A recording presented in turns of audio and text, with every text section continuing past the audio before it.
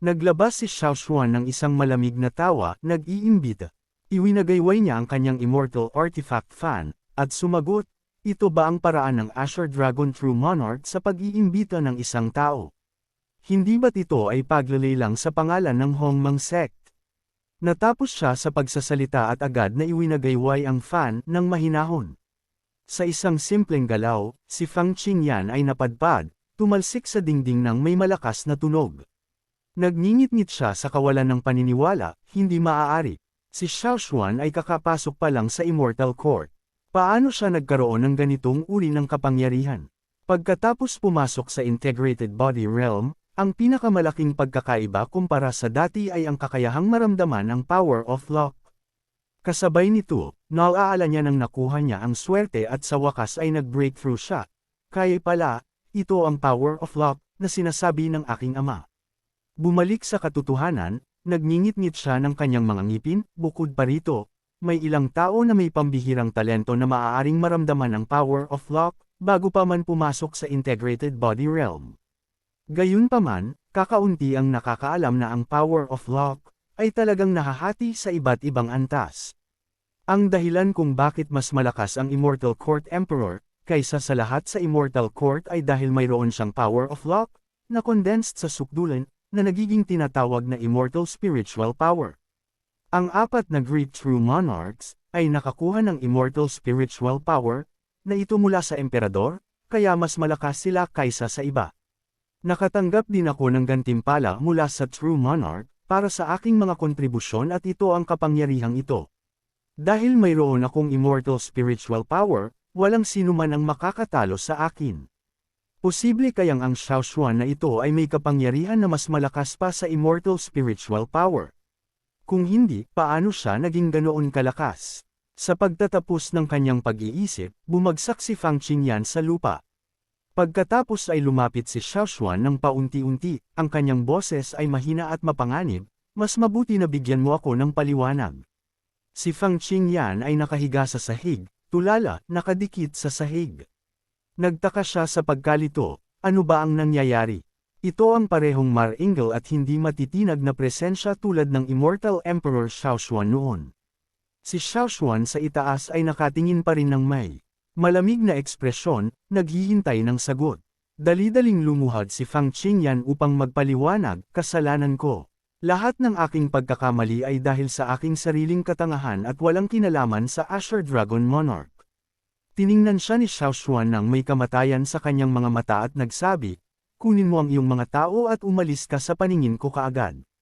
Sa panunood kay Fang Qingyan na tinulungan ng dalawang nasasakupan habang sila ay umaalis, binigyang diin ni Xiao Xuan, mas mabuti na huwag na kitang makita ulit. Kung hindi, sa bawat oras na makita kita, papatayin kita ng minsan. Sumagot si Fang Qingyan na may takot, opo, opo. Pagkatapos ng ilang sandali, nakita ni Xiao Xuan na tinutulungan ang dalawang babaeng disipulo na ayusin ang kanilang paghinga upang pagalingin ang kanilang mga sugat, halos tapos na. Nagsalita si Xiao Xuan, kumusta na sila? Pareho silang tumayo at tumakbo sa kanyang tabi, nakangiti. Ayos lang ang disipulo, isang maliit na sugat lamang. Pagkatapos ayusin ang aking hininga, ayos na ako. Ang isang maliit na sugat na tulad nito ay kailangan ko lang magpahinga ng ilang araw at magiging maayos na ako. Seryosong inutusan ni Xiao Xuan, mabuti na ayos lang kayo. Pagkatapos pumasok sa Immortal Court, komplikado ang mga puwersa. Ang buong sect natin ay bumaba na may ganoong kalaking galaw, kahit na gusto nating maging mapagkumbaba, hindi natin ito maitatago. Ang bawat isa ay kailangang maging handa dahil magkakaroon ng maraming katulad na bagay na mangyayari sa hinaharap. Nang marinig ito, pareho silang humawak sa kanilang mga kamao at nasasabik na nangako, pakiusap, huwag kayong mag-alala, Shifu. Tiyak na magsisikap ako na maglinang at protektahan ang lahat sa aking Hongmang sect sa hinaharap. Ako rin, bagaman ang aking cultivation ay hindi kasing ganda sa iyo, magsisikap din ako. Lumapit si Xiao Xuan at nagtanong, Shiti, naging maayos ba ang pagkikita mo sa Vermilion Bird True Monarch, sa pagkakataong ito? Ngumiti si Xiao Xuan ng bahagya ng tanungin, mahabang kwento. Pagkatapos ay dahan-dahan niyang sinabi, kagabi, nang ako ay matutulog na, may kumatok sa pinto sa labas. Pagbukas ko ng pinto, may nag-abot sa akin ng isang liham at nagsabi, "Sect Leader Xiao, mayroong lihim na liham mula sa labas ng sect." Bahagyang nagulat si Xiao Xuan, isang lihim na liham. Nang isara ang pinto sa kanyang puso, nagtaka siya, ano ang ganoon ka-urgent na kailangan pang magpadala ng isang lihim na liham sa hating gabi. Sa loob ng lihim na liham ay isang mensahe mula sa Vermilion Bird True Monarch, may isang bagay na may kaugnayan sa Immortal Court Emperor, na nais pag-usapan ng True Monarch. Pakiusap, pumunta ka sa Vermilion Bird Palace upang makipagkita sa lalong madaling panahon. Natapos si Xiao Xuan sa pagbabasa at umakyat sa bintana, umaarte habang bumubulong, "Vermilion Bird True Monarch. Bakit niya ako gustong makita para sa isang bagay ng Immortal Court Emperor? Baka may panlilin lang dito, puntahan natin at tingnan ang sitwasyon muna." Nakatayo sa mataas na bubong at nagmamasid sandali, nagsabi siya sa sarili, mukhang walang kakaiba. Biglang nagsalita si Xiao Xuan ng may interes at sa sandaling iyon, sumimangot siya at lihim na nag-isip. Ang galaw na iyon ay malinaw na may aura niyan. Gumawa si Xiao Xuan ng hula sa kanyang puso, si Xiao Xuan ay talagang nakipag-ugnayan kay True Lord Zouqi. Nakipag-ugnayan siya kay Xiao Xuan, kinuha ang kanyang mga galaw, pagkatapos ay nagpadala sa akin ng isang lihim na mensahe upang magkita. Pagkatapos ay tumalon siya mula sa bubong habang naglalakad patungo kay True Lord Zouqi, naisip niya, kontrahin ang galaw gamit ang isang counter move, kung hindi ito gumana, gagamitin ko na lang ang lakas. Puntahan natin si Zouqi. Maya-maya, may kumatok sa pinto. Ngumiti si True Lord Zouqi, sa wakas, nandito ka na rin. Ang tagal mo. Pumunta siya upang buksan ang pinto na nakangiti. Halika, pasok. Biglang nanlaki ang mga mata ni True Lord Zouqi sa gulat. Naku po, sabay niyang ginamit ang kapangyarihan ng Nine Clable Mantra upang harangan ang isang paglaslas ng espada mula kay Xiao Xuan. Pagkatapos subukan ng lakas ng isa't isa, sumimangot si True Lord Zouqi na mukhang hindi nasisiyahan, masaya ka na. Kung gusto kitang saktan, hindi ka man lang magkakaroon ng pagkakataon na gumawa ng galaw. Ibinaba ni Xiao Xuan ang kanyang immortal sword, tumatawa, nagbibiro lang. Sana ay hindi mo ako maintindihan ng mali, True Lord. Sa kanyang puso, muli niyang pinag-aralan ang sandali, ang kapangyarihan kanina, iyon ba ang trump card, ni Yak Fan? Iba ito sa anumang nakatagpo ko. Ang spiritual power, na umaatake mula sa itaas na parang lahat ng puwersa ay nilamon, imposible na sirain. Lumingon si True Lord Zouqi at naglakad sa loob, sumunod ka sa akin. Si Xiao Xuan, na nalilito pa rin, ay nagtaka, kung lalaban ako kay yun, paano ko sisirain ang galaw na iyon? Maya-maya, sa harap ng isang tea table, nagtanong si Xiao Xuan, kaya, ano ang tungkol sa pagkikita na ito, True Lord? Sumipsip si True Lord Zouqi nang siya at nagtanong, ikaw ay kasalukuyang hinahanap ng Immortal Court Emperor, tama? Mayroon ka bang mga plano? Ngumiti si Xiao Xuan, ano? Mayroon kang payo para sa akin, True Lord. Tumawa si True Lord Zouqi, ang pakikipag-usap sa matatalinong tao ay nakakatipid ng pagsisikap. Alam mo ba na ang Immortal Court ay may wanted list? Naguguluhang nagtanong si Xiao Xuan, wanted list. Iwinagayway ni True Lord Zouqi ang kanyang kamay, lumilikha ng isang wanted list, tumatango, tama. Ang listahan na ito ay nagdedetalye sa lahat ng hinahanap ng Immortal Court Emperor, na inuri ayon sa kanilang bounty.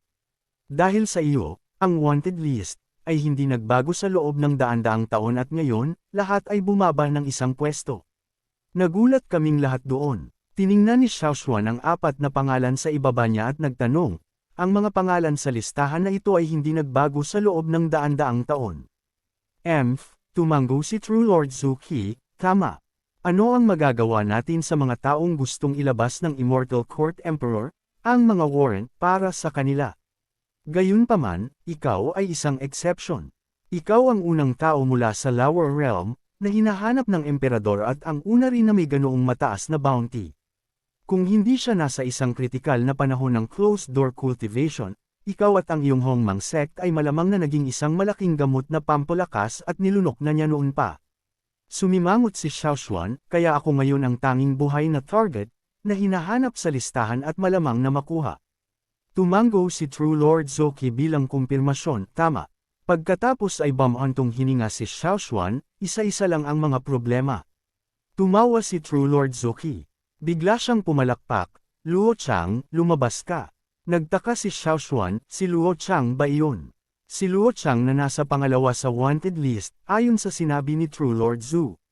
Bago ako dumating, si Luo Cheng na ito ay nasa tuktok ng wanted list, sa loob ng daan-daang taon. Habang nag-iisip si Xiao Xuan, isang malaking figure ang biglang lumitaw sa likod niya. Wala siyang sinabi at agad na inihagis ang kanyang kamay kay Xiao Xuan para sa isang sneak attack. Sa pag-alam dito, nag-iwas si Xiao Xuan, hinugot ang kanyang fan, pagkatapos ay lumingon at iwinagayway ito, hinarangan ang sneak attack ni Luo Cheng. Ngumiti si Xiao Xuan, ano ang ibig sabihin nito, sir? Sabi ni Lu Changeng nang may paghanga, medyo mabilis ang iyong mga reaksyon. Kasabay nito, inilagay niya ang kanyang lakas sa pagsuntok sa fan ni Xiao Xuan. Sa pakiramdam ng kapangyarihang ito, hindi maiwasang buksan ni Xiao Xuan ang kanyang bibig sa pagkabigla. Pagkatapos, isang malakas na bang ang naganap sa loob ng sala ni True Lord Zux. Sa pagtingin sa usok at alikabok sa harap niya, mahinahong sinaway ni True Lord Zuki, si Lan Yin talaga, gumawa ng malaking gulo.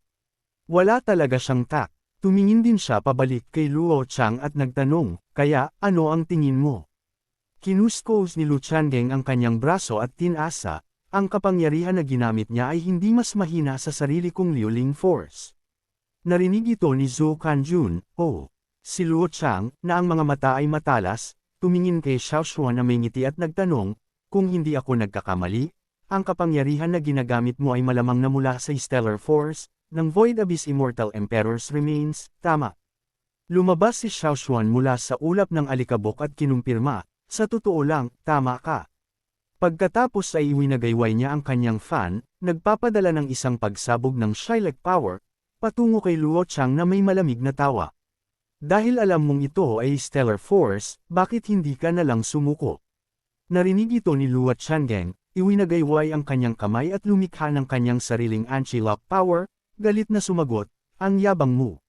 Subukan natin ang ilang galaw pa at tingnan natin kung saan ang iyong limitasyon. Sa pagkasabi nito, sumugod siya pasulong, iwinagayway ang kanyang kamay na sumasabog sa Anti-Lock Power. Ngunit nang magbanggaan ang atake ni Luo Chang sa Xiao Xuan's, biglang pinawisan ng malamig si Lu Chang at sumigaw sa gulat, ano? Ang kanyang kamay ay naitulak lang palayo. Si Luo Cheng ay natamba pabalik, tinitingnan si Xiao Xuan. Ang kapangyarihang ito ay ilang beses na mas malakas kaysa dati. Posible kayang hindi niya ginamit ang kanyang buong lakas kanina. Sa pag-iisip nito, bigla niyang inilagay ang kanyang Chi-Lock Power sa parehong kamay at sumugod pasulong, sumisigaw, kung ganoon, tingnan natin kung sino ang mas malakas ang kapangyarihan. At sa gayon, ang isang panig ay patuloy na iwinawagayway ang kanyang mga kamao habang ang isa naman ay mahinang iwinagayway ang kanyang fan, naglulunsad ng mga katulad na atake upang harangan ang mga ito. Nagtaka si Luo Cheng sa pagkabigla, ang lakas at dalas ng kanyang atake ay hindi bumaba. Ang paglinang ng Shale Force ay tiyak na mas mahirap kaysa sa Ling Chi, kaya paano niya ito nagagawa? Sa kanyang pagkalito, biglang lumitaw si Xiao Xuan sa likod niya at tumawa ng malamig, kung maging pabaya ka, mamamatay ka. Sa pagsasabi nito, isang atake mula sa fan, ang inilunsad, na hindi inaasahang nahuli si Luo Chang. Sumigaw siya sa kanyang puso, tapos na ako. Sa sandaling ito, isang phantom ng isang K ang biglang lumipad, hinaranggan ang atake ni Xiao Xuan na sinamahan ng isang sigaw, sapat na. Tiningnan ni Zhou Kanjun si Luo Chang nang may hindi nasisiyahang mukha, kailangan mo pa talagang matalo bago mo malaman na huminto. Talaga ka, kinuskos ni Luo Chang ang kanyang ulo nang may kahihiyan. Tumingin siya pabalik kay Xiao Xuan at nagsabi ng may ngiti, paumanhin, kapwa dawist na si Xiao Xuan, talo ako. Kasabay nito, inilagay niya ang kanyang mga kamay patungo kay Zhu Xinjun at idinagdag, gayon din, Xinjun, salamat sa iyong tulong. Sumimangot si Xiao Xuan at nagtanong, kaya pala, magkakilala kayong dalawa at magkasama kayong nag-set up ng hamon na ito para sa akin. Mabilis na tinanggihan ni Zhou Kanjun, hindi, wala itong kinalaman sa akin. Tumango si Luo Chang bilang kumpirmasyon, tama. Ako ang nag-ayos nito lahat ng mag-isa. Wala talaga itong kinalaman kay Xinjun. Nagtanong si Xiao Xuan sa isang hindi naniniwalang tono, talaga. Sabi ni Zhou Quanjun nang may pagkainis, bakit ako magsisinungaling sa iyo? Sa pagsasalita, ang dahilan kung bakit ako pumunta upang hanapin ka ngayon ay may kaugnayan din sa kanya. Pagkatapos ay itinuro niya ang malaking figure ni Luo Changgengs at sinabi ng may katatagan, Luo Chang, bigyan mo siya ng tamang pagpapakilala. Kinuskos ni Luo Chang ang kanyang ulo ng may kahihiyan at nagsabi ng may ngiti, medyo bastos ako kanina. Ngunit pareho tayong uri ng tao. Nagtanong si Xiao Xuan sa pagkalito, parehong uri ng tao. Ano ang nangyayari? Sinagot ni Luo Cheng ang tanong ni Xiao Xuan, sa isang tono ng paghamak sa sarili, bago ka pumasok sa Immortal Court, ako ang number 1, sa Immortal Court Emperor's Wanted List, sa loob ng daan-daang taon. Naalala niya ang alaala ng pagdaan sa Zhou Qinggang at nagpatuloy ng may damdamin, sa kabutihang palad, mayroon akong proteksyon ni Zhou Qizin Johns, kung hindi ako makakabuhay hanggang ngayon. Tungkol sa kung bakit ako hinahanap ng Immortal Court Emperor, ang dahilan ay pareho sa iyo. Naalala ang nakaraan, mahinahong sinabi ni Luo Cheng, 1,000 taon na ang nakalipas, umakyat ako sa Immortal Court. Ang aking pamilya ay may espesyal na physique na maaaring maglinang ng Liuling Force. Noong panahong iyon, nagustuhan ng Immortal Court Emperor, ang bloodline, ng aking pamilya at gusto niyang kidnapin ang lahat ng mga babae sa aking pamilya. Ang aking mga kamag-anak ay desperadong lumaban, mas piniling sirain ang sarili kaysa maging mga alipin para sa Immortal Court Emperor. Naalala ang eksena ng paggising pagkatapos, sinabi ni Luo Cheng sa isang tono, dapat ay namatay din ako noong araw na iyon, ngunit mayroon akong life-saving Dharma artifact, na maaaring protektahan ang isang bakas ng buhay ng may-ari sa mga oras ng panganib, kaya nakaligtas ako. Kaya pagkatapos noon, nagtago ako, determinado na dagdagan ang aking lakas at ipaghiganti ang aking pamilya. Ngunit, nang aktwal na ako ay nakapasok sa Celestial Court, na-realize ko na napaka-naive ko pala noon. Sinubukan kong hamunin ang Celestial Court's Emperor Lord, ngunit natalo ako sa 3 galaw ni Zhou Quanjun. Sa sarili ko lang na lakas, walang paraan na makukuha ko ang aking paghihiganti. Naalala ko pa si Zhou Quanjun na nakatingin sa akin ng may paghamak at sinasabi, Humph, sa kaunting kasanayan na iyan, sa tingin mo ay kaya mong hamunin ang Celestial Court's Emperor Lord. Kaya pagkatapos akong iligtas ni Zhou Xinjun at kausapin ako ng mag-isa, talagang nagulat ako. Ang bagay na nagpabigla sa akin ay hindi inutusan si Zhou Xinjun na patayin ako. Sa halip, tinulungan niya akong magtago at tinulungan pa akong maglinang. Si Liang ay muling nagsalita, at iyon ang buong kwento ko, sa pangkalahatan.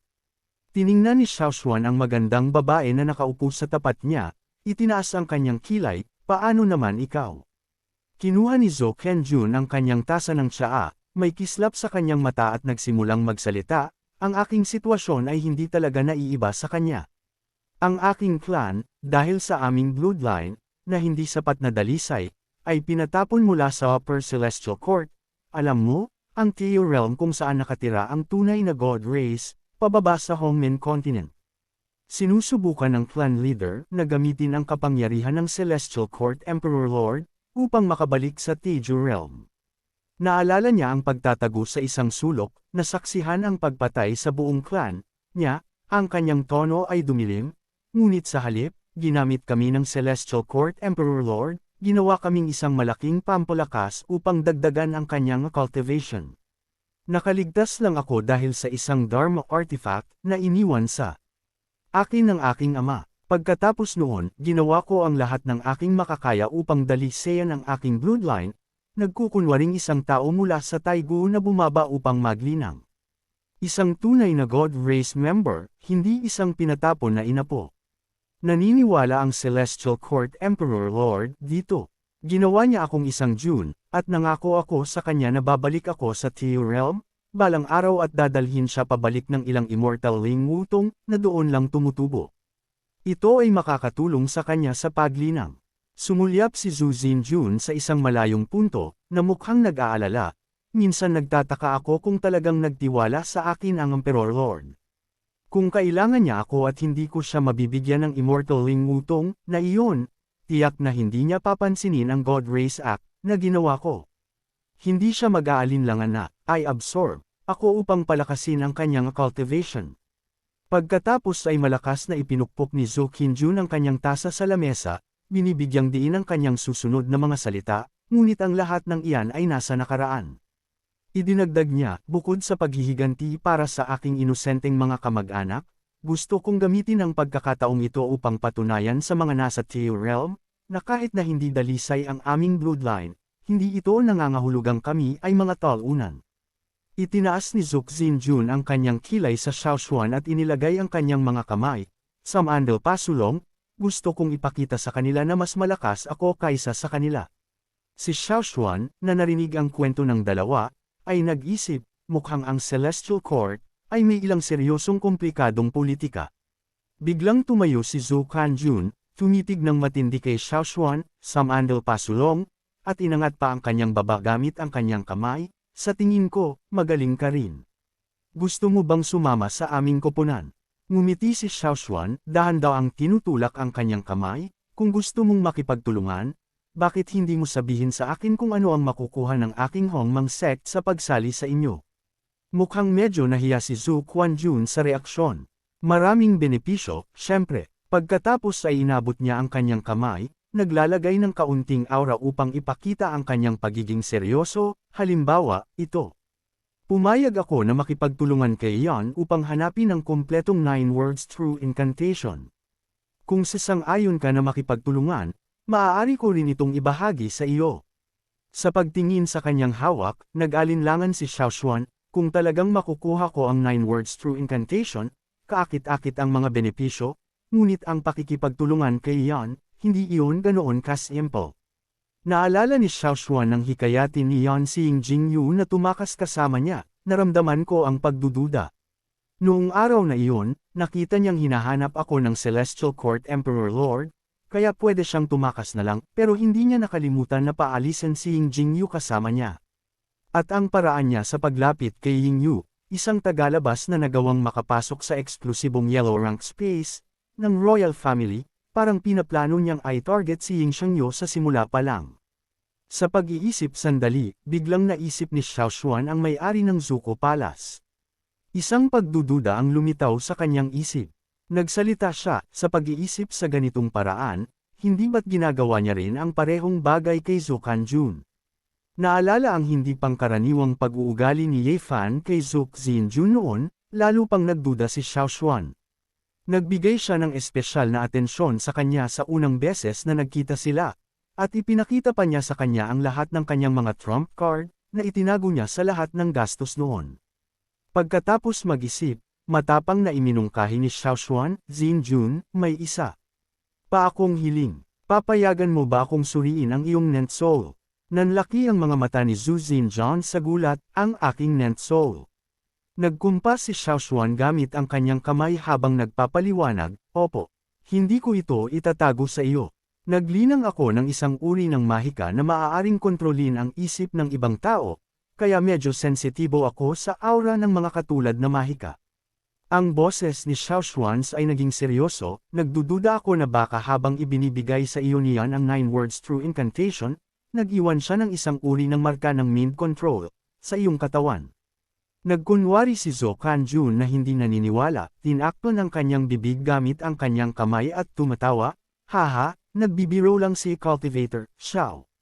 Pagkatapos ay inilagay niya ang kanyang mga kamay sa lamesa at nagpatuloy sa isang mayabang na tono, hindi mo alam, ang Phoenix Race ay orihinal na isang race na naglilinang ng kapangyarihan ng divine sense. Nang ahas ka na turuan ako sa harap ko. Natatakot ako na ang isang taong tulad niyan ay hindi pa ipinapanganak sa Celestial Court na ito. Pagkatapos ay inabot niya ang kanyang kamay, kinuha ang dalawang magkaparehong cubes. Ngunit ngayon na sinabi mo na ito, kung hindi ko maresolba ang iyong mga pag-aalala, natatakot ako na maaaring maapektuhan ang ating kooperasyon. Ito ay dalawang Celestial Radiation Protecting Locks, na kayang protektahan ang may suot mula sa mga atake sa kanilang divine sense. Ang pagharang sa buong lakas na atake ng isang God Race member, ay hindi dapat maging problema. Pagkatapos ipaliwanag ang mga item sa kanyang kamay, ibinigay ni Zook Xinjun ang isa sa mga locks, kay Xiaoshuan.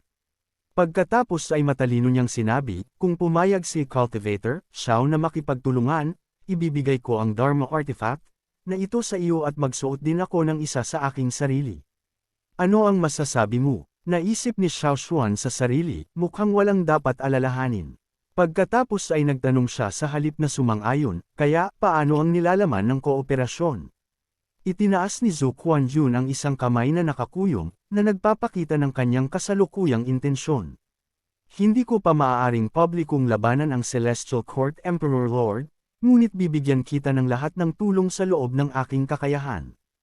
At kapag dumating ang mahalagang oras, kapag kailangan ang aking at iyong kooperasyon, magiging isa tayo sa liwanag at isa sa dilim, at papatayin siya. Ngumiti si Xiaoshuan ng bahagya pagkatapos marinig ito at nagsabi, kung ganoon, masaya ang kooperasyon. Kasabay nito, nakipagkamay siya kay Zhou Quanjun. Kaya, bumalik sa Hongming Sect, tinapos ni Xiaoshuan ang kanyang kwento at ang mga bagay na nangyari pagkatapos siyang bumalik mula sa Vermilion Bird Palace. Alam niyo na ang natitira. Si Lin Ziyi ay lahat ay may simpatiya para sa Vermilion Bird True Lord, kaya pala ganoon ang nangyari. Hindi ko alam na may ganoong backstory, si Vermilion Bird Zenjin. Si Liu Ye na may mukha na puno ng matuwid na galit, sinumpa. Grabe, ang Immortal Court Emperor Lord, na iyon ay isang bastardo. Nagpatuloy siya na mukhang galit na galit, parang, saludo kay Vermilion Bird Zenjun sa pagtitiis niyan sa loob ng napakatagal na panahon. Kung ako iyon, hiwa-hiwain ko na siya sa 8 piraso. Nang makita ang matinding saloobin ng kanyang disipulo, bamantong hininga si Xiaoshuan at samaway, Nay, matagal ka ng Secontic Elder, dapat mo nang bawasan ang iyong pagiging mainitan ng ulo. Pagkatapos pagsabihan ng kanyang disipulo, sumimangot si Xiaoshuan sa pagmumuni-muni at nagsabi kay Xiaowan, ang Immortal Court ay isang pugad ng mga lihim. Na-offend na natin si Asher Dragon Zon pagkatapos lang dumating.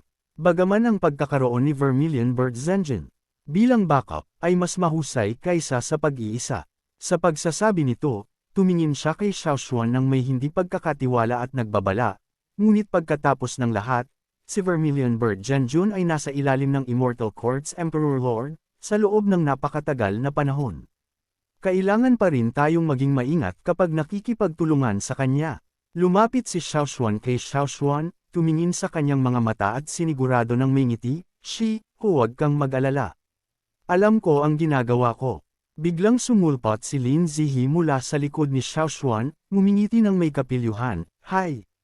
Ang relasyon ni Shifu at sect leader ay napakaganda. Ay, hindi, ang ibig kong sabihin ay nagiging mas maganda at mas maganda.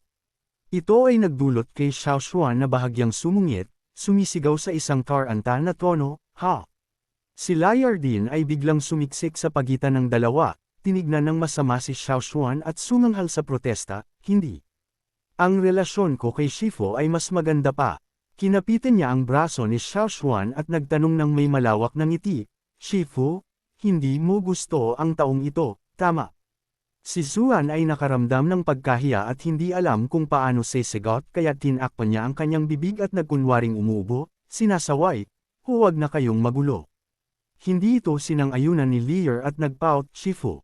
Si Xiaoshuan ay tumitig kay Xiaoshuan, ang kanyang puso ay naglulumukso. Si Ziji ay mukhang napaka-adorable kapag nahihiya siya. Pinagmasdan ni Lindsay ang tatlo at pinigilan ang kanyang mga tawa, ngumingiti ng may kapilyuhan.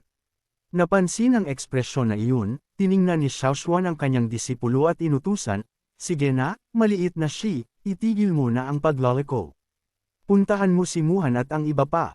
Mayroon akong mahalagang anunsyo. Agad na sumagot si Lin Ziyi, Opo, Xfu. Nagbago ang eksena. Pagkatapos ng maikling panahon, inutusan ni Lin Ziyi ang 5 tao, sina Lei Jianfang, Su Muhan, Shi Wuwang, Jiu Pan, at Xiaohui, na tumayo sa harap ni Xiaoshuan at nagulat, Shifu, tinipon ko na ang lahat.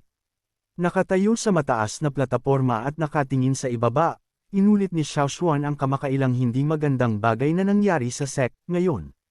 Ang Immortal Court's Lackey, na si Fang Jingyan ay nang ahas na kumilos na parang may tigre sa likod niya at dumating sa pintuan ng ating Hongmeng Sects upang mang-provoke. Kung magpapatuloy ang mga bagay sa ganitong paraan, kung hindi na ako nandito balang araw, hindi ba't ang Hongmang sect ay buburahin na lang? Pagkatapos ay ibinaling niya ang kanyang tingin kay Lin Zihi at nagkomento, maliit na she, mayroon kang isang likas na sword physique? Maaari mong maunawaan ang sword intent, nang napakabilis at ikaw ang una sa mga disipulo na umabot sa body integration realm. Ngayon, sa Unsword Breaks 10,000 Laws, na pamamaraan, tinalo mo ang laki ng Immortal Court. Ang iyong antas ng swordplay at talento sa paglilinang ay masasabing napakataas. Sumagot si Lin Zihi sa papuri ng kanyang Shifu, sa isang maayos na tono, ang disipulo na ito ay sumusunod lamang sa mga turo ni Shifu. Lumipat si Xiaoshuan kay Chiwang at nagpatuloy, ikaw ay ipinanganak na may divine strength, ang iyong maliit na katawan ay maaaring hilahin ng isang 10,000 Ejen cart. Noong panahong iyon, sa isang core formation stage cultivation base, hindi ka natalo kahit na nakikipaglaban-laban sa maraming core formation stage, na mga kaaway at maging sa isang early spirit severing stage, na kalaban. Ang bilis ng iyong paglaki ay napakakasya rin para sa akin.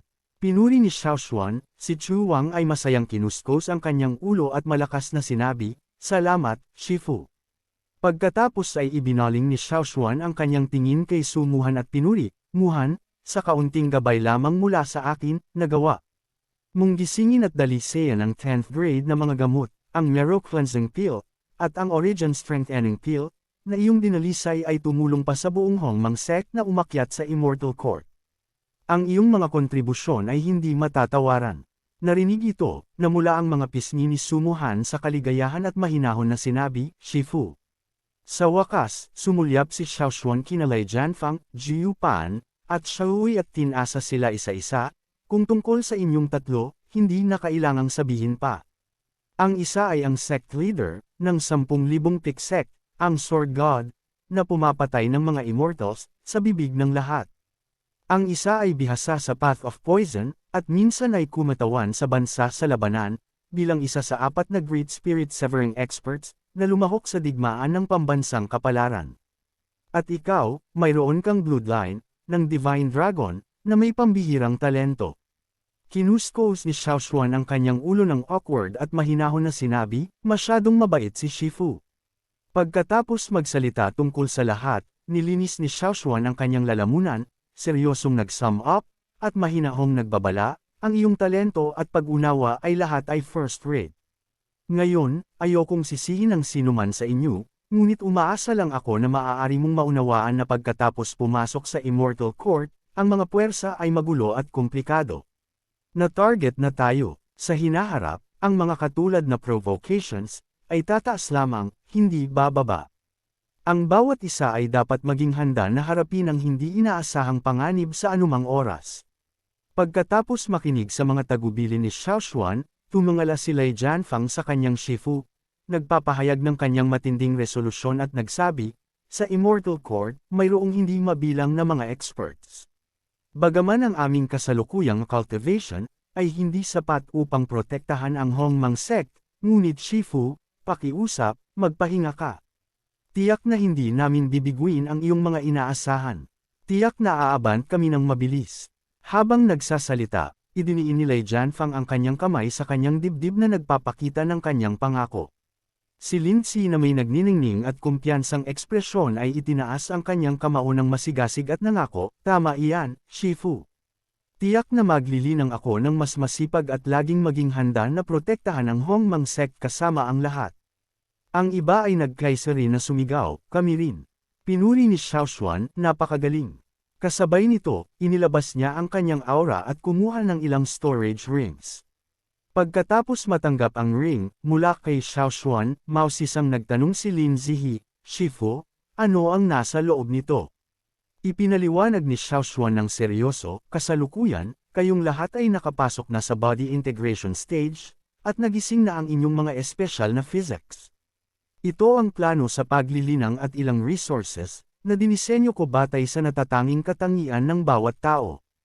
Maaari mong pasiglahin ang potensyal sa iyong mga bloodlines, at physics, na tumutulong upang mapabilis ang bilis ng iyong paglilinang. Ang 6 na disipulo ay may hawak na isang ring, sa bawat kamay nila, nakikinig kay Xiao Xuan na may lubos na nasasabik na ekspresyon.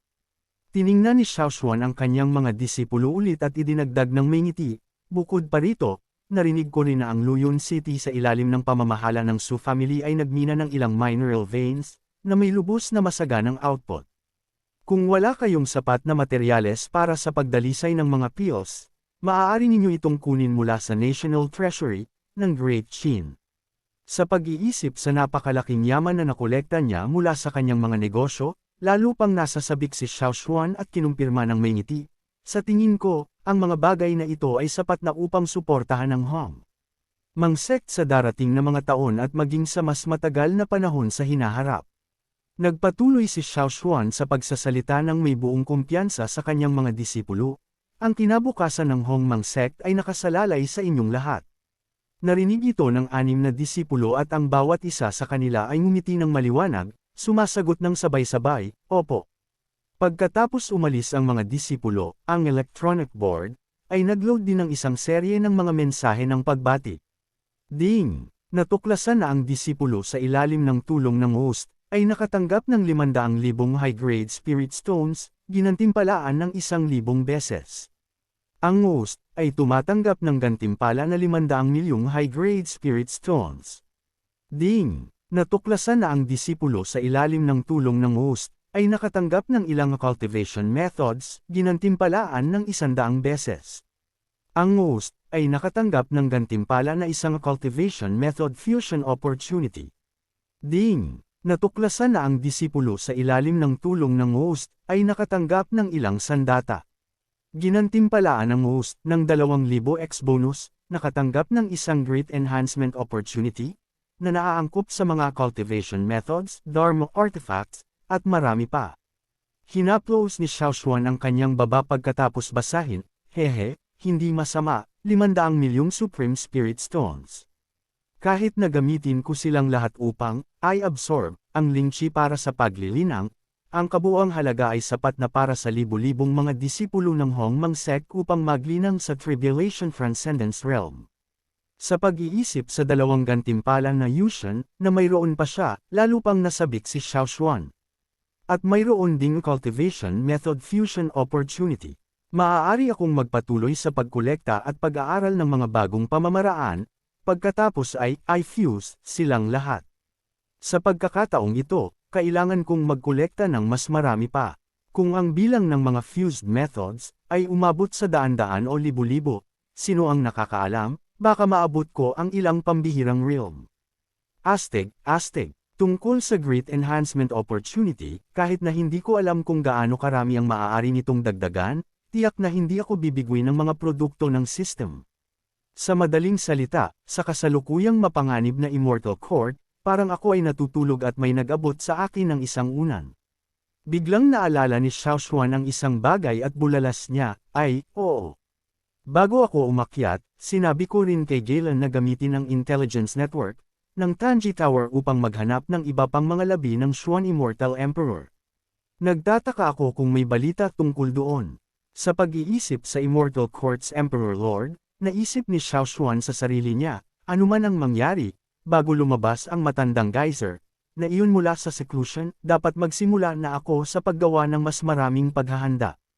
Nagbago ang eksena sa Azure Dragon Palace. Tahimik ang mga pinto, nakakandado.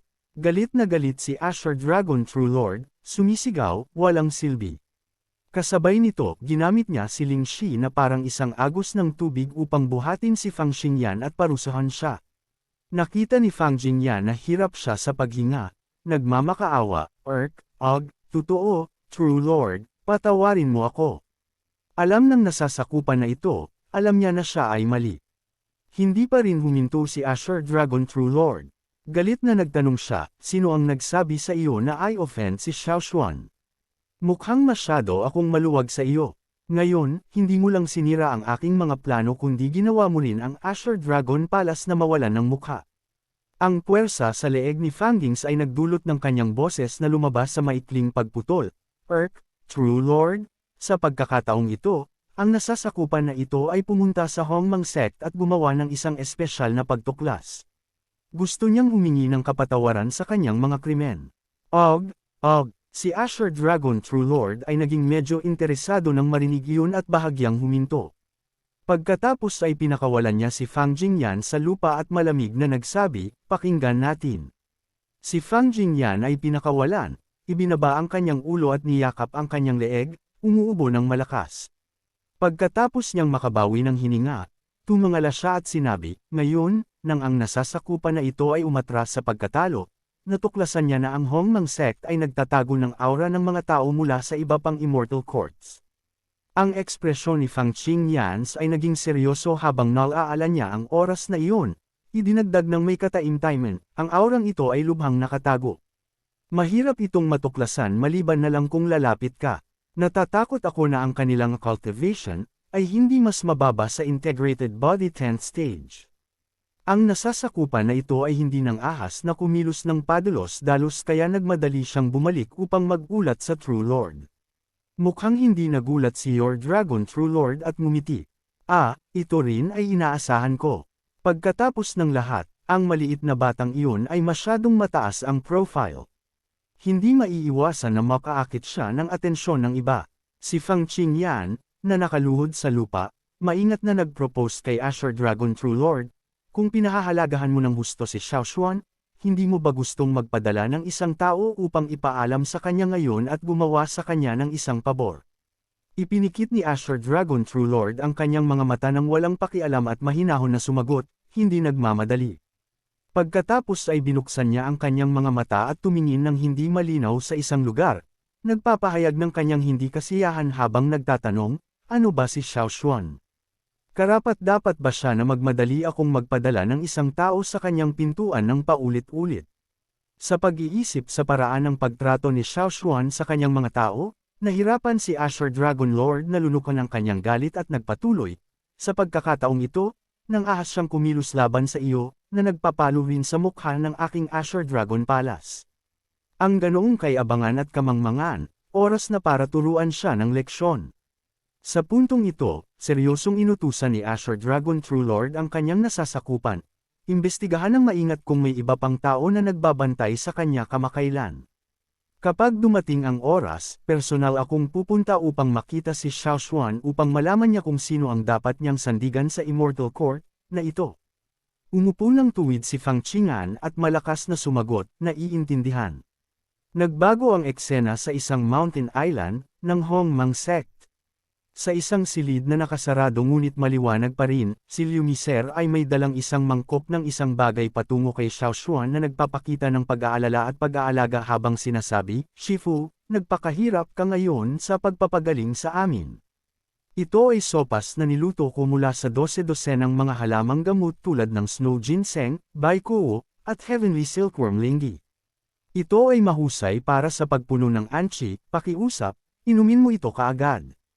Tiningnan ni Xiao Xuan ang pagiging masunurin ng kanyang disipulo at ngumiti, "Mir, mas maganda na ako." Ibinaba ni Benwan ang kanyang ulo sa pag-iisip, lihim na masaya. Ang spiritual power, na ito ay talagang kamangha-mangha. Pagkatapos lang mag-circulate sa loob ng isang linggo, nabawasan na nito ang higit sa kalahati ng pagod na dulot ng paglilipat ng kapangyarihan upang pagalingin si Miss Here at ang iba pa. Sa ilalim ng kumakalat na liwanag ng lampara sa silid, biglang lumitaw ang isang itim na anino na nakatayo sa labas ng pinto. Sabay itong nakita ni Xiao Xuan at Liu Misher at sumigaw ng, "May pagbabantay, sino iyan?" Dali-daling kinuha ni Lear ang kanyang espada, sumugod na parang hangin patungo sa pinto at nagtanong ng malakas, "Anong klaseng daga ka?" "Nang ahas na sumingit sa aking Hongmang sect." Ang atake ay lumikha ng isang pagsabog na parang isang bomba.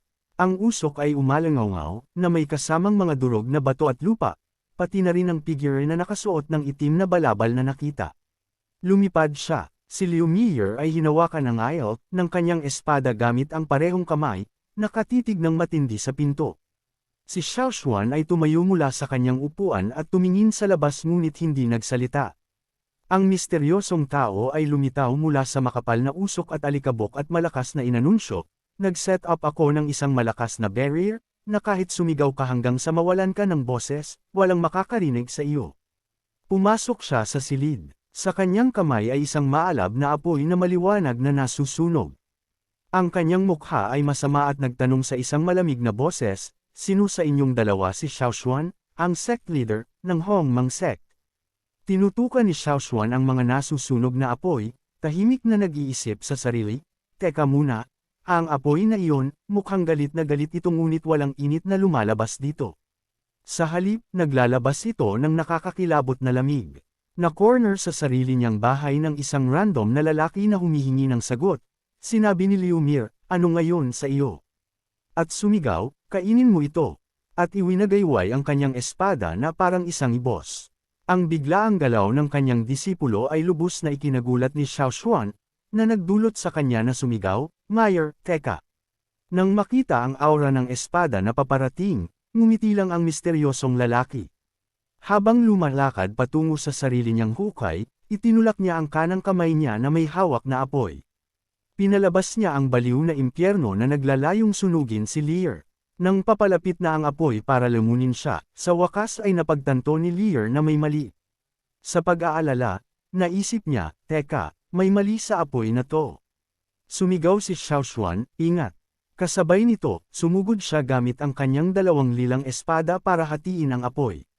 Matapos harangin ang mapanganib na atake para sa kanyang disipulo, sinaman ng tingin ni Xiao Xuan ang estranghero at malamig na nagtanong, "Sino ka? Paano ka nakapasok sa Hong Mang sect ko?" Hindi sumagot ang misteryosong lalaki. Sa halip, tiningnan niya si Xiao Xuan ng may pagdududa habang nag-iisip, "Iyan ba ang kapangyarihan ng kapalaran?" Pero tila mas siksik kaysa dati. Kaya nitong hatiin ang apoy na lumalamon sa kaluluwa ko sa isang hiwa ng espada. Samantala, dahan-dahang ipinaliwanag ni Xiao Xuan sa kanyang disipulo ang kapangyarihan ng apoy na iyon.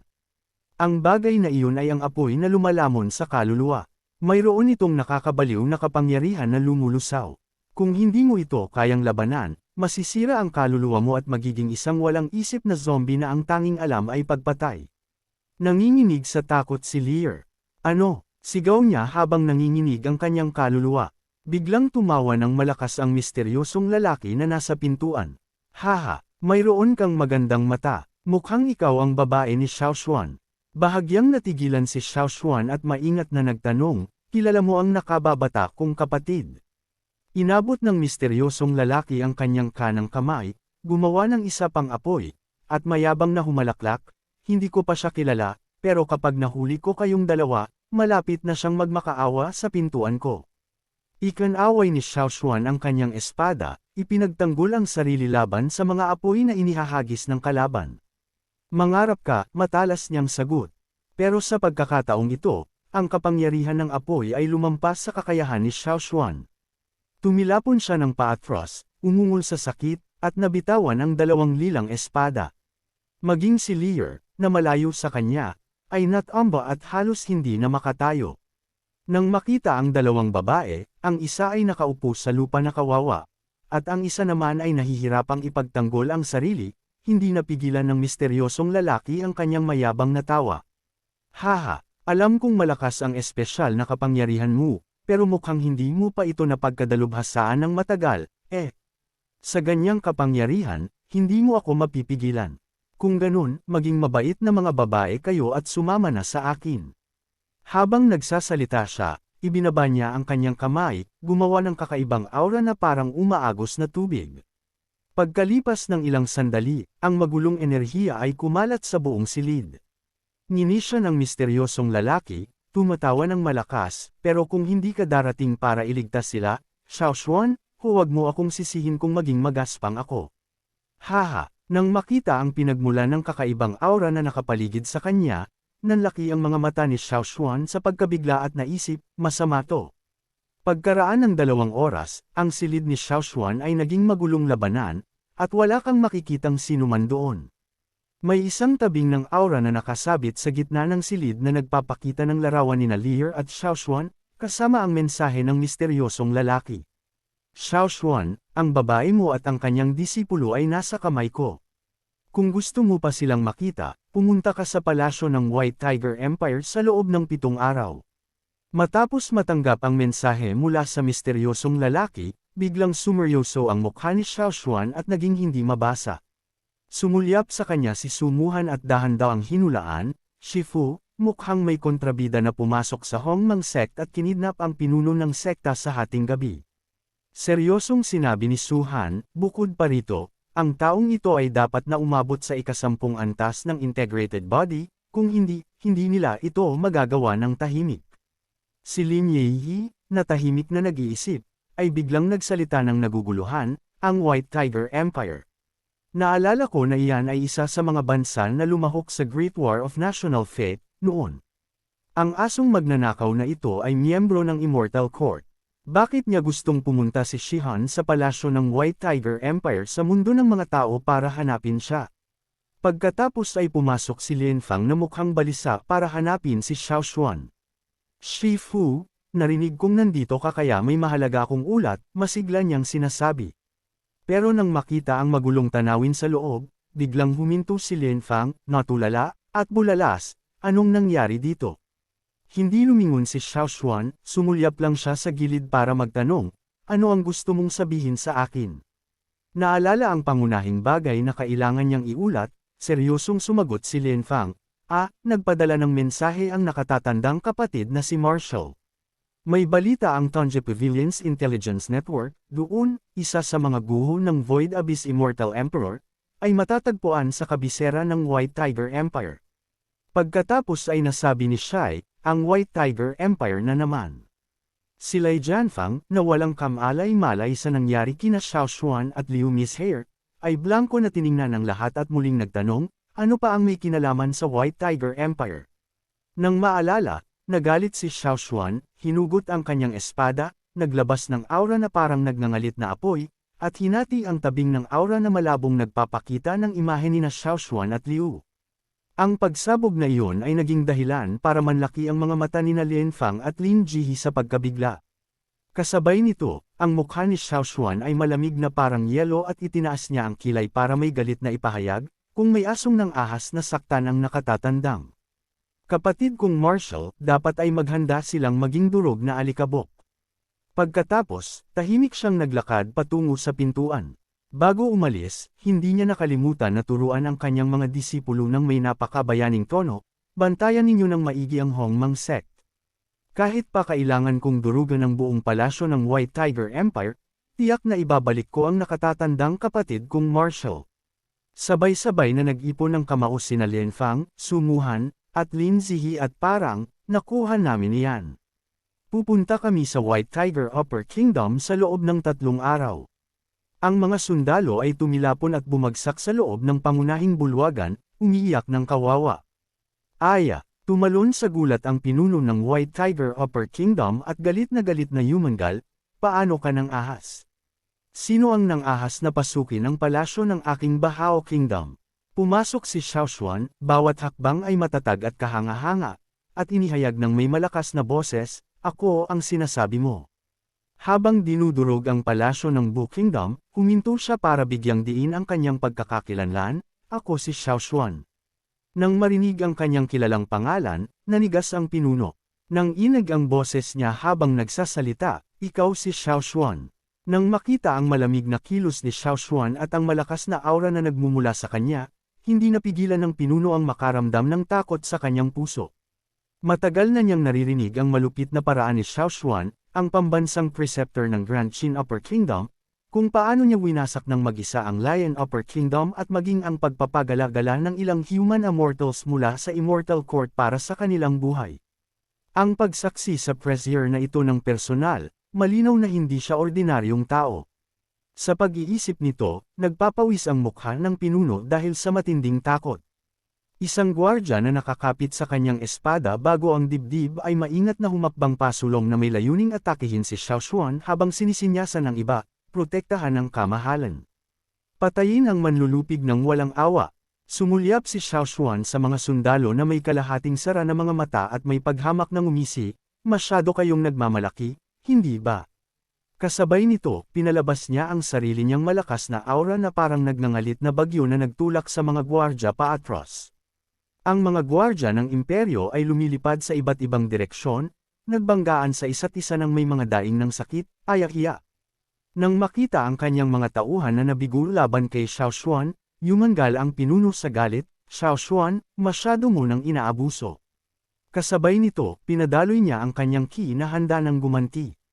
Pero bago pa siya makakilos, sumugod si Xiaoshuan at sinipa siya sa dibdib, na nagpatilapon sa kanya paatros, umuubo ng dugo, at sumisigaw, "Oo!" Sinama ng tingin ni Xiaoshuan ang pinuno at hiningi sa malamig na boses, "Nasaan ang Sheiko?"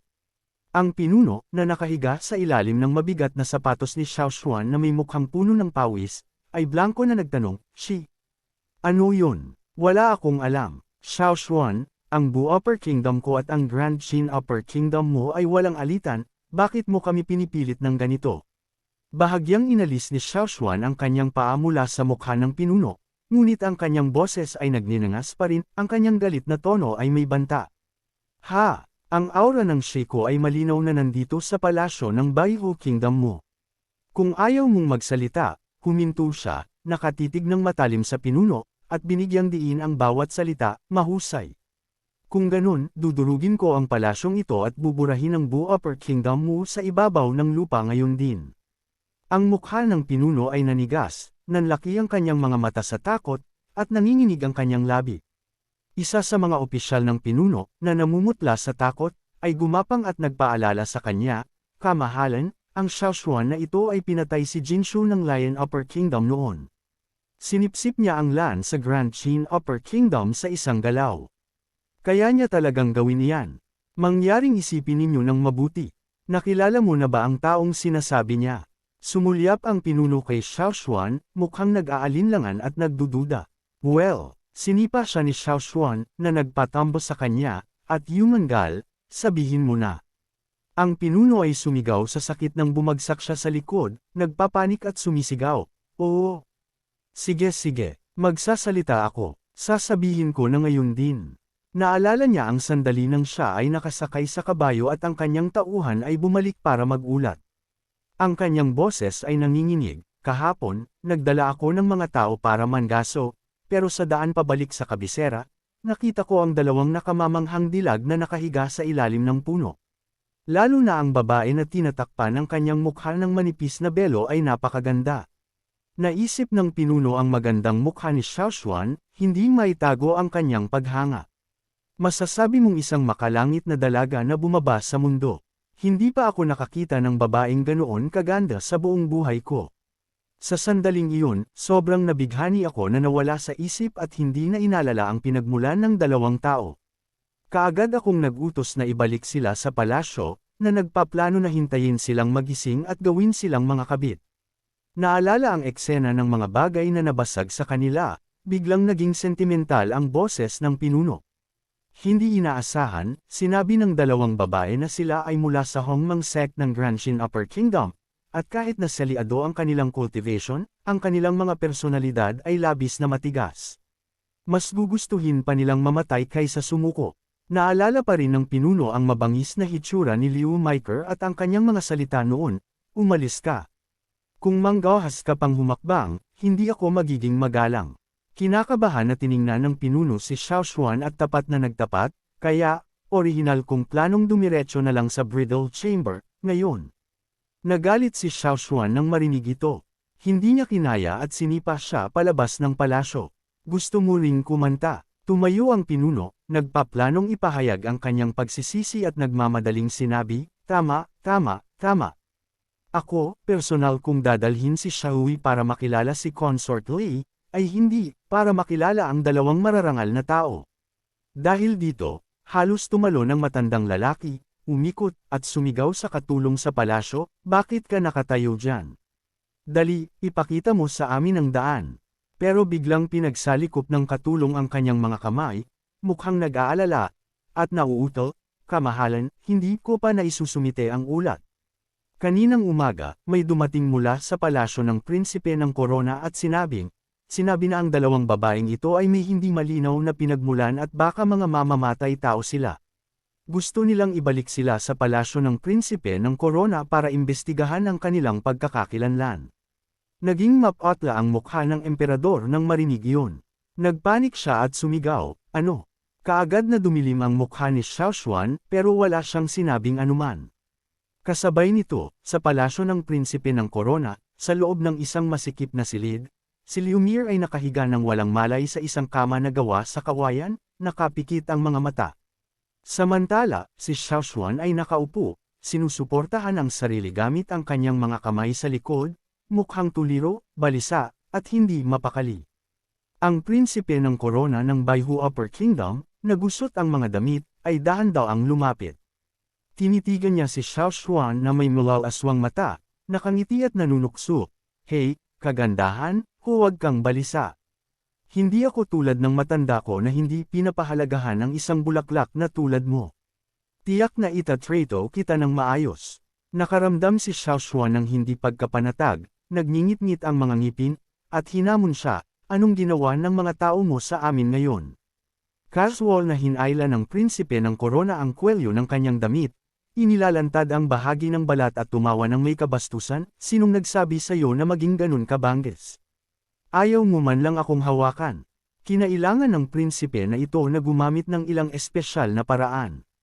Ang prinsipe ng korona, na hinubad ang kanyang damit, ay patuloy na nanunukso sa dalawang babae. Sinimulan ni Xiaoshuan na magsabi ng iba pa, pero hindi inaasahan, siya ay bumagsak. Sa kabutihang palad, siya ay may malay pa rin. Nang makita ang mukha ni Xiaoshuan na puno ng galit pero walang magawa, lalo pang nasabik ang prinsipe ng korona.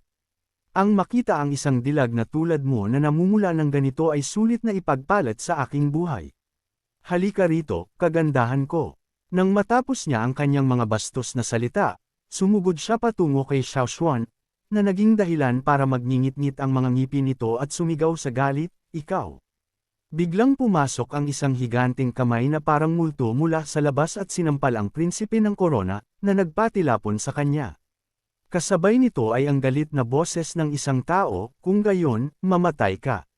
Tumilapon ang prinsipe ng korona, tumama sa dingding at umubo ng dugo nang bumagsak siya sa lupa.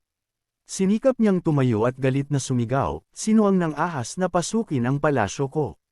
Nakatayo sa maluwag na bukas na pintuan ay ang matangkad at payat na figure ni Xiaoshuan. Ang kanyang aura ay pumipintig pa rin sa paligid ng kanyang kamay. Ngumisi siya at sumagot, hindi na kailangan ng isang patay na tao na malaman ng sobra. Nang makita siya, ang mukha ni Xiaoshuan ay nagbago mula sa pag-aalala patungo sa pagkabigla at tuwa. Nakababatang kapatid, sigaw niya, hinawakan ng prinsipe ng korona ang kanyang damit at sumigaw, nakababatang kapatid ano? Kasabay nito ay naisip niya sa sarili, ang pressure ng taong ito ay nakakabaliw at mayroong nakakatakot na pagpatay. Habang iniisip ito, nagmamadali siyang nagsuot ng kanyang damit. Bahagyang ngumisi si Xiaoshuan, tiningnan siya, at itinaas ang kanyang kamay ng mataas, pinalabas ang kanyang aura ng parusa. Ang aura ay hamati sa kaliwang pisngi niya, na nagdulot ng isang nagniningas na sakit.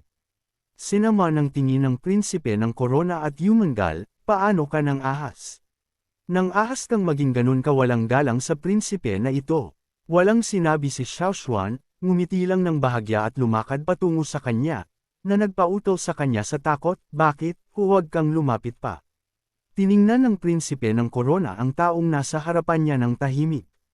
May pawis na tumutulo sa kanyang mukha, nararamdaman ang mabigat na pressure na nagmumula kay Xiaoshuan. Ang kanyang puso ay biglang napuno ng matinding takot.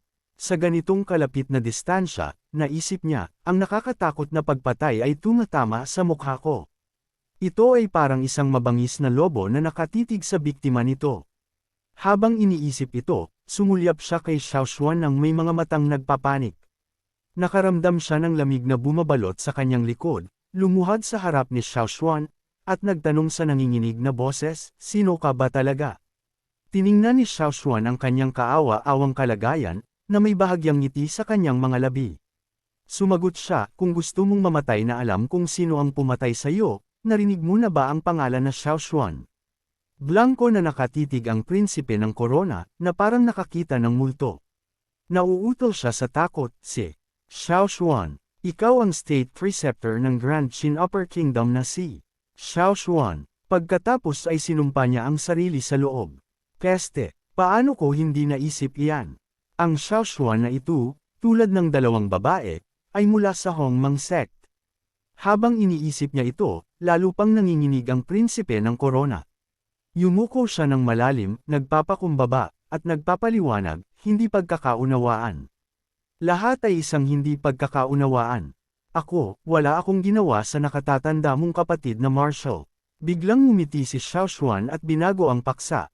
Sabihin mo sa akin, ano ang alam mo tungkol sa sinaunang kabisera ng Baihu? Tumangala ang prinsipe ng korona at bulalas, Guan White Tiger Star. Paano ko hindi malalaman? Ang Guan White Tiger ay nakatala sa mga teksto ng Royal Clan ko bilang ang banal na lupain ng White Tiger. Pagkatapos, isinuot niya ang kanyang seryosong mukha at nagpatuloy, ayon sa alamat, ang lugar na ito ay isa sa 5 mahusay na banal na lupain mula sa sinaunang panahon, na nagtatago ng hindi mabilang na mga kayamanan, hindi ilang mga bagay na God tier, at immortal tier, o hindi. Baka nagtatago pa ito ng mga nawawalang cultivation methods at mga lihim na manuals mula sa sinaunang panahon. Pero kasabay nito, dahil ang Jog White Tiger ay isang banal na lupain, ito ay punong-puno ng mga pagbabawal at umaapaw sa mga panganib. Bukod pa rito, ang pagkakaroon nito ay sobrang misteryoso kaya't wala pa ring nakakakita sa eksaktong lokasyon nito hanggang ngayon. Pagkatapos nito, tumawa ng malakas ang prinsipe ng korona, nagiging maingat, at binigyang diin, Xiao State Preceptor Xiao, gusto mong hanapin ang Guan White Tiger. Ako, natatakot ako na hindi ito magiging madali. Gayunpaman, binigyan lang siya ni Xiao Xuan ng isang may alam na tingin at tumawa, alam ko na ang lokasyon nito. Nang marinig iyan, kaagad na binago ng prinsipe ng korona ang kanyang tono, pinupuri siya. Haha, kaya pala ganun. Well, kung si State Preceptor Xiao naman, kung ganun ang mga panganib sa banal na lupain ay tiyak na walang dapat alalahanin. Talagang dahilan para magdiwang. Si Xiao Xuan ay pantay na palakaibigan at magalang na sinabi, pinupuri mo ako. Pero kailangan ko pa ring manghiram ng isang bagay mula sa kamahalan mo. Sumagot ang prinsipe ng korona na may masayang ngiti, haha. Hindi. Anong gusto mong hiramin, State Preceptor Xiao? Ang prinsipe na ito ay tiyak na gagawin ang lahat ng kaya ko. Sa loob, bamantong hininga siya sa ginhawa, nag-iisip, ayos. Si Xiao Xuan ay biglang naging napakagalang. Mukhang hindi niya ako papatayin pagkatapos ng lahat. Hindi inaasahan, tinapatan siya ni Xiao Xuan ng may mapanganib na titig, dahan-daang sinabi, kung ganoon, hayaan mong hiramin ko ang buhay ng kamahalan mo ng sandali. Ang ngiti ng prinsipe ng korona ay nanigas. Ano? Sigaw niya sa takot. Habang sinasabi iyon, kaagad na pinalabas ni Xiao Xuan ang kanyang medyo masamang chi, inaatake ang ulo at katawan ng prinsipe ng korona ng direkta, na nagdulot sa kanya na sumigaw sa sakit. Habang pinaparusahan siya, si Xiao Xuan ay nagpakita ng isang masayang ngiti na puno ng kasiyahan. Si Xiao Xuan, na nakaupo sa kama, ay nasaksihan ang eksenang ito, natulala at naligaw sa pag-iisip. Nanlaki ang kanyang mga mata, ito ba ay isang uri ng cultivation method na natutunan lang ng nakababatang kapatid? Ang mga pamamaraan ay napakalupit. Ang mga miserableng sigaw ng prinsipe ng korona ay patuloy na umalingaw ng malakas sa tahimik na palasyo. Pagkaraan ng isang sandali, ang prinsipe ng korona, naubusan ng lahat ng kanyang enerhiya, ay bumagsak sa lupa.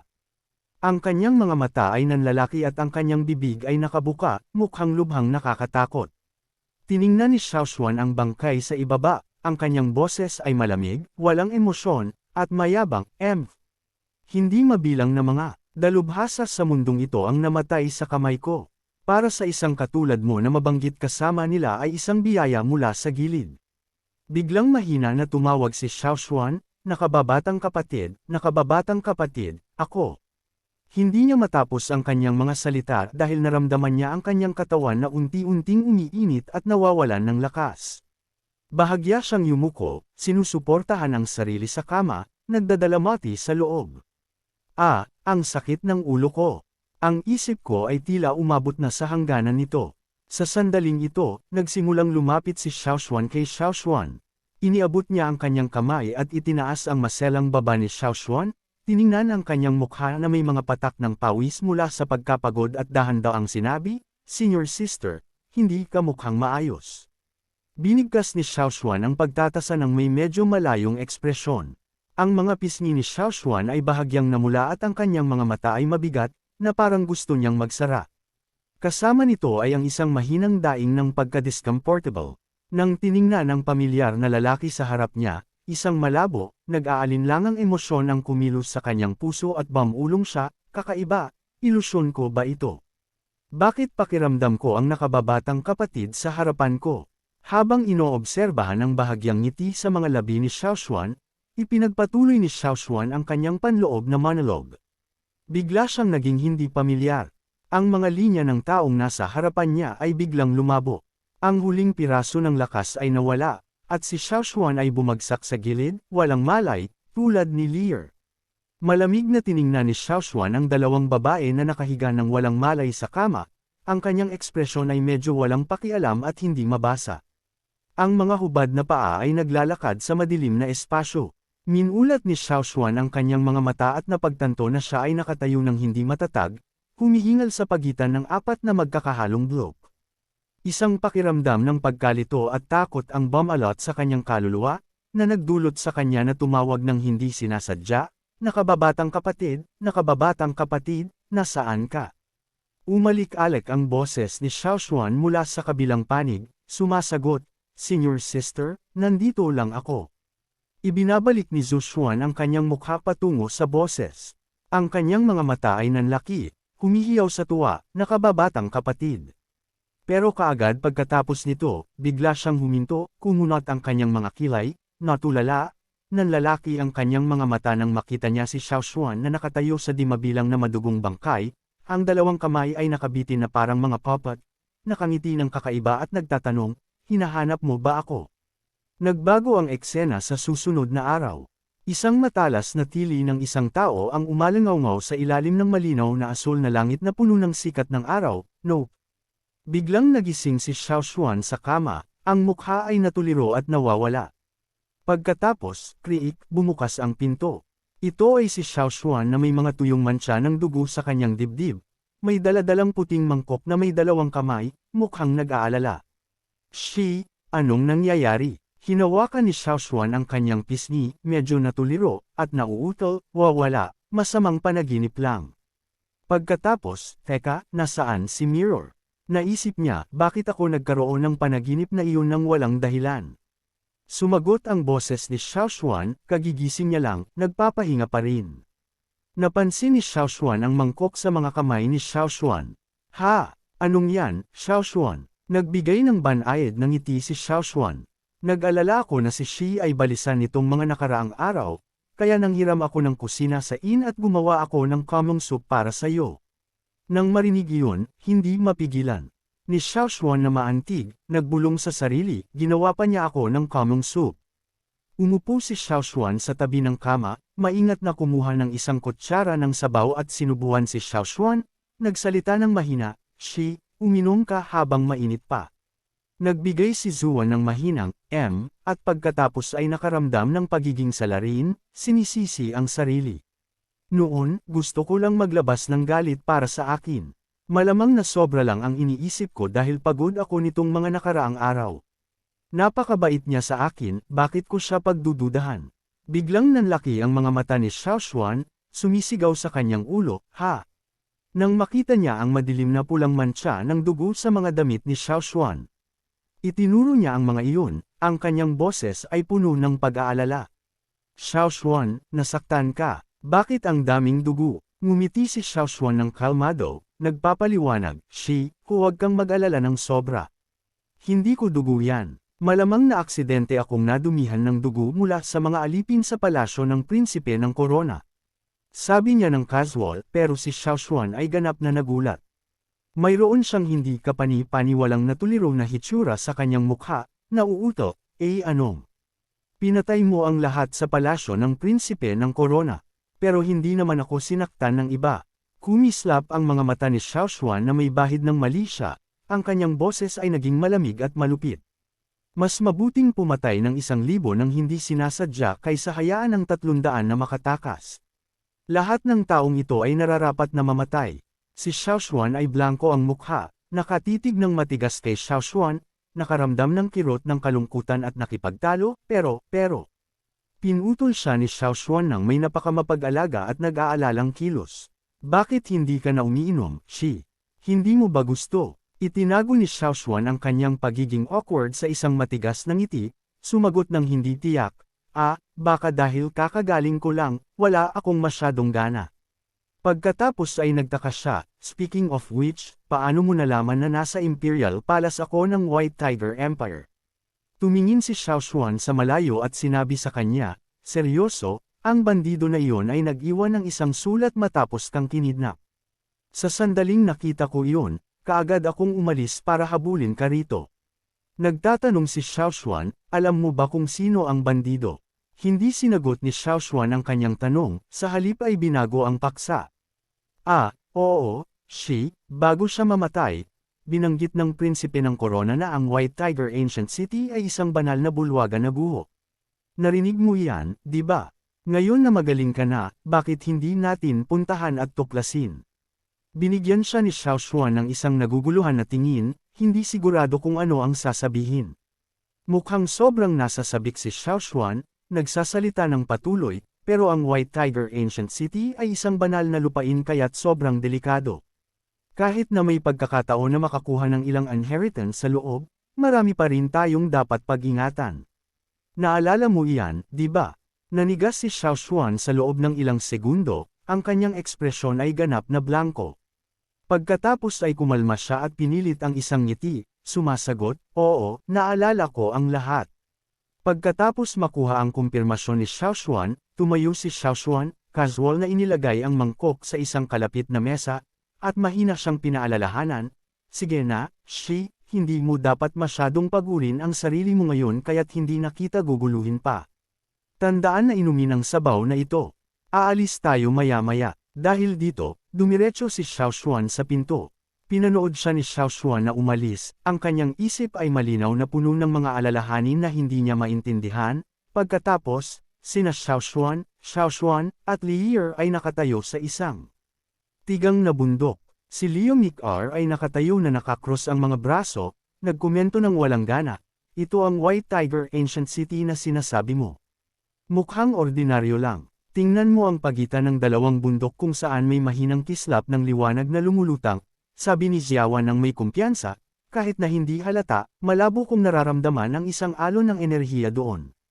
Dapat mayroong Dao formation of isolation na ginamit bilang panlilinlang para maitago ito mula sa mga tao. Nang marinig ito, itinutok ni Liumir ang kanyang tingin kung saan nakatingin si Xiaoshuan, bumubulong ng may pag-aalinlangan, isang isolation formation. Biglang mahina na bulalas ni Xiaoshuan, nararamdaman ko rin. Pagkatapos ay masaya siyang idinagdag, bukod pa rito, ang energy fluctuation na ito ay napakakaiba, hindi tulad ng isang normal na isolation formation. Kung hindi mo maingat na inoobserbahan, hindi mo masasabi na may kakaiba na nangyayari dito. Hindi nakakapagtaka na ang White Tiger Ancient City ay hindi natuklasan pagkatapos ng maraming taon.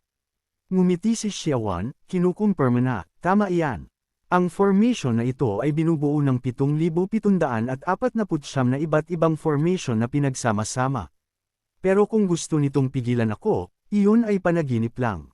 Matapos sabihin ang mga mayabang na salita na iyon, naglakad si Xiaowan patungo sa daan sa bundok.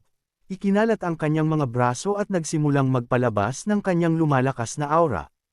Ang epekto nito sa bato ay lumikha ng isang malakas na pagsabog. Itinaas ni Xiaoshuan ang kanyang kamay, may hawak na masa ng enerhiya na parang apoy, naglalabas ng maraming umaalon na tunay na dugo na tumataas at kumakalat. Sa pagmamasid sa mga daloy ng aura na umiikot sa isang bilog na lugar sa itaas, biglang nasabi ni Liumir, ang aura ng pressure na ito ay napakalakas. Pero bakit pakiramdam ko ay may malungkot na malamig na aura sa loob?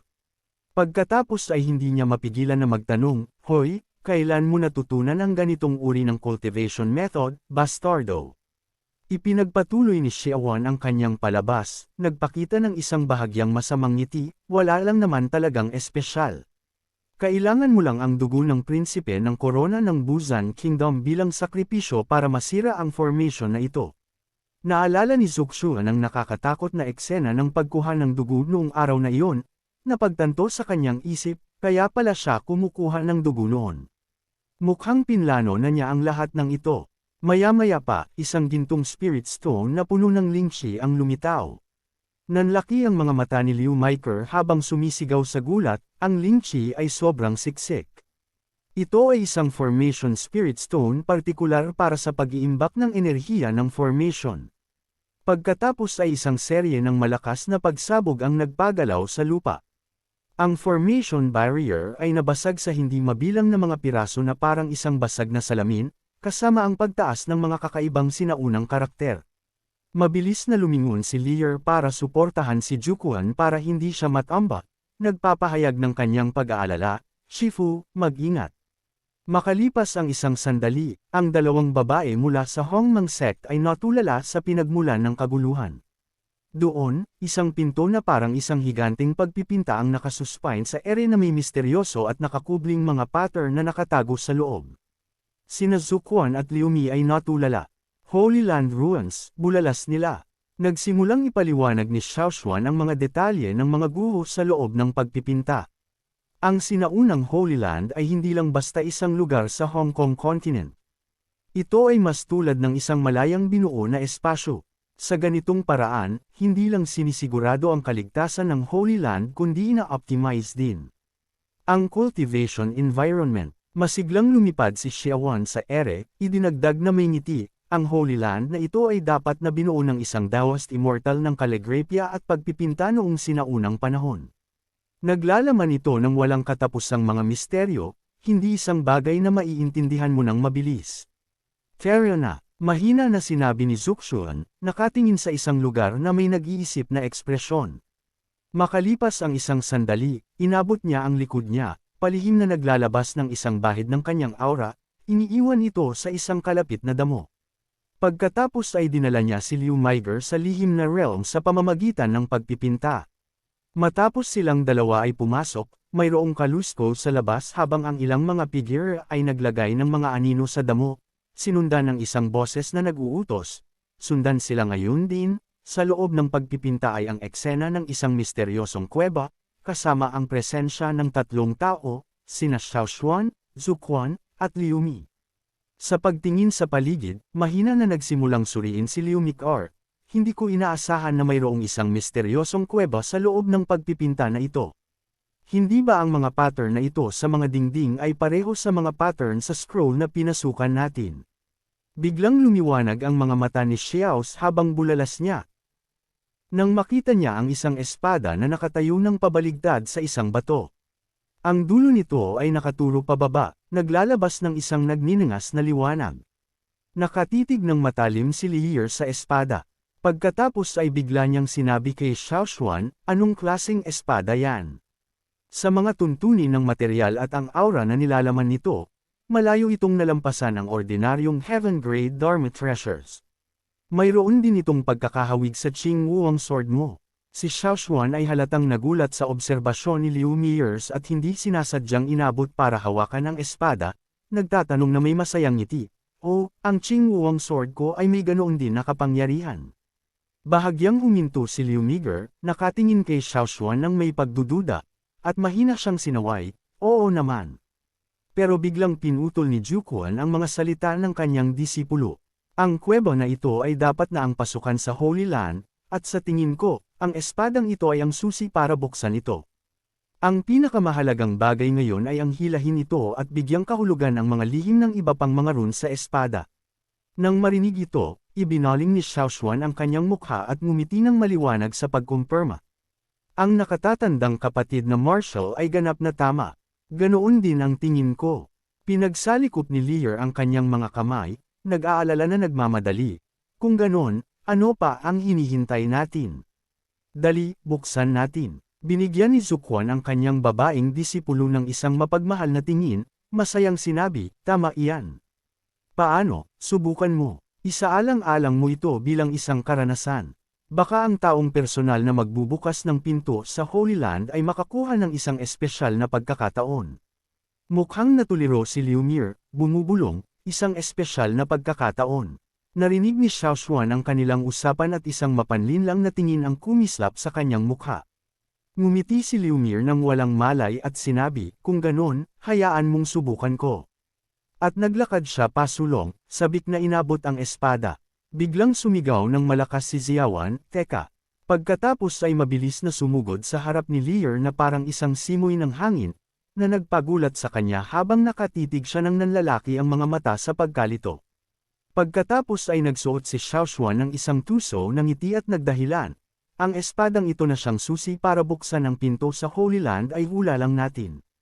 Bukod pa rito, ang mga runes sa espada ay napakakakiba. Natatakot ako na mayroong ilang mga bitag. Ang mga mapanganib na bagay na tulad nito ay dapat na iwan na lang sa akin. Nang makita ang medyo lantad na pag-uugali ni Xiaoshuan ng paglalaban, sinipatan siya ni Zuquan at tiningnan siya ng may pagdududa. Pero biglang wala siyang sinabing anuman. Inabot ni Xiaoshuan ang espada, isang mapanlin lang ng ngiti ang naglalaro sa kanyang mga labi habang nag-iisip, sino? Holy Land, anong klaseng matamis na pagkakataon ang naghihintay sa akin dito? Sa sandaling hinawakan ng kamay ni Xiaoshuan ang espada hilt, isang mayabang na boses ang umalingaw mula sa likuran. Haha, sino ang mag-aakala na ang mga guho ng Holy Land ay nakatago sa isang napakakaraniwang bundok? Huwag ka nang maghanap ng mataas at mababa para walang makita, para lang matagpuan ito ng hindi nagbubuhat ng daliri. Ang bulalas na ito ay nagpagulat kina Xiaoshuan at Liu Mikair, na nagdulot sa kanila na lumingon ng sabay-sabay. Si Xiaoshuan, na nabalisa rin, ay nagbigay ng isang matalim na sulyap mula sa sulok ng kanyang mata. Pagkatapos, isang grupo ng mga berdeng ahas ang namilipit at sumugod kay Xiaoshuan mula sa likuran, naghahanap ng isang piraso nito. Pero mabilis, umikot siya, pinipindot ang isang ahas sa lupa. Kasabay nito, itinaas niya ang kanyang kamay, naglalabas ng isang nagniningas na pulang aura. Pagkatapos, sa isang dalawang kamay na pagtulak, nagpalabas siya ng isang agos ng apoy, sinunog ang mga mababangas na ahas. Ang mga ahas ay hindi kinaya ang init at bumagsak na parang ulan, sumasabog sa lupa, sizzled, na may isang kamay na nakasandal sa lupa sa isang nakasquatting na posisyon, sumigaw si Xiaoshuan, sino dyan? 5 figure na may magkaparehong mga damit ang lumabas mula sa sulok ng kuweba. Ang may kulay lilang buhok ay tumuro na parang isang tattletale. Boss, ang gagaw na ito ay ng ahas na patayin ang mahahalagang sanggol na matagal ko nang pinapalaki. Patayin siya. Ang pinuno na may hawak na Qingdao ay ngumisi ng mayabang, idinagdag, kung alam mo kung ano ang mabuti para sa'yo, sumuko ka na kaagad. Baka lang, iiwan kita ng buong bangkay. Pagkatapos ay tiningnan niya sina Xiaoshuan at Liu Mikair, ang kanyang boses ay puno ng insinuasyon. At para sa dalawang maliit na manika na ito, si Liu Mikair, na may hawak na espada, ay tumalon pasulong, nakatingin ng matalim. Naghahanap ka ng away. Like, comment, share, and subscribe naman dyan mga ito go. Maraming salamat po.